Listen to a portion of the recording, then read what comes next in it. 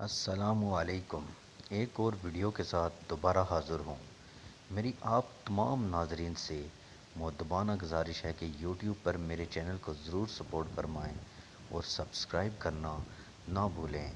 آپ کی حوصلہ افزائی ہی میری طاقت ہے۔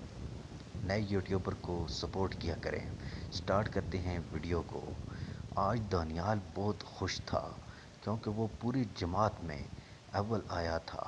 اگلے دن جب وہ سکول گیا تو اس کے ہم جماعت نوید نے تعریفی لہجے میں کہا، واہ بھائی، دانی نے تو میدان ہی مار لیا۔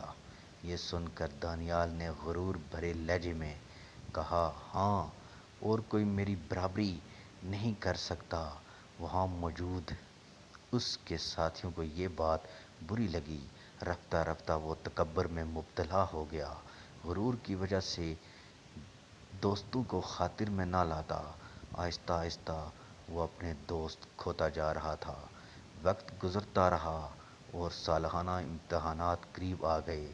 ایک دن وقفے کے دوران دانیال کلاس روم میں داخل ہوا تو ٹھٹک کر رہ گیا۔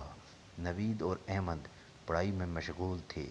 وہ تیزی سے آگے بڑھا اور ایک جھٹکے سے نوید کی کتاب بند کر دی اور بولا، اتنی محنت مت کرو، اول تو میں ہی آؤں گا۔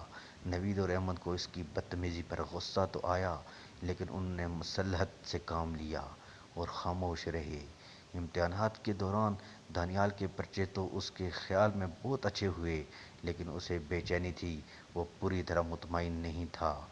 سالانہ امتحانات کے نتائج کا اعلان ہو رہا تھا۔ سوم، افضل، دھوم، احمد اور اول نوید آیا تھا۔ ان کے نمبر اتنے زیادہ تھے کہ ایک لمحے کے لیے دانیال چکرا ہی گیا۔ اول تو کیا، دھوم سوم تک نہ آ سکا تھا۔